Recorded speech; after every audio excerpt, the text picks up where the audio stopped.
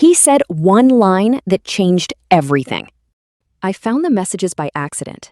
My boyfriend Derek had been texting his ex for 8 months and calling it just friendship.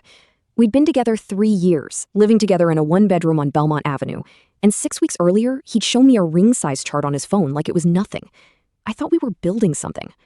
Then his charger broke on a Tuesday night, and he asked to borrow mine, except my cord wouldn't fit his phone, so I grabbed his charger and plugged his phone in on my nightstand instead. A message lit up the screen from a name I hadn't heard in 3 years. Whitney. I told myself it was nothing, an old contact, a dead conversation.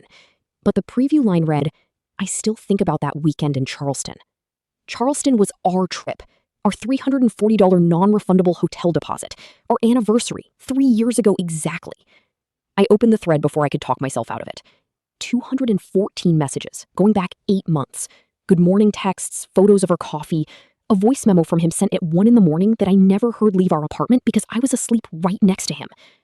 I sat on the edge of our bed and read every message, and none of it looked like friendship to me. When I brought it up, he grabbed the phone out of my hand and said, "You're twisting this into something it's not." I asked why he never once said her name in 3 years if it was so innocent.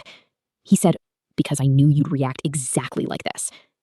That was the moment I understood he hadn't hidden her because he thought I'd overreact. He'd hidden her because he knew exactly what he was doing. I didn't scream. I didn't throw anything. I went to his sister's birthday dinner 2 days later like nothing had happened, sat across the table from his whole family, and when his mother asked when we were finally getting engaged, I looked at Derek and said, "Ask Whitney. She probably knows the timeline better than I do."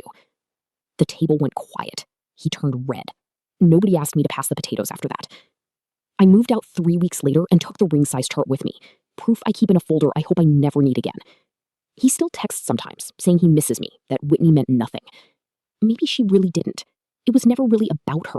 It was about 8 months of him deciding what I deserved to know. Funny thing is, the messages I found by accident turned out to be the most honest thing he ever gave me. Follow for the update.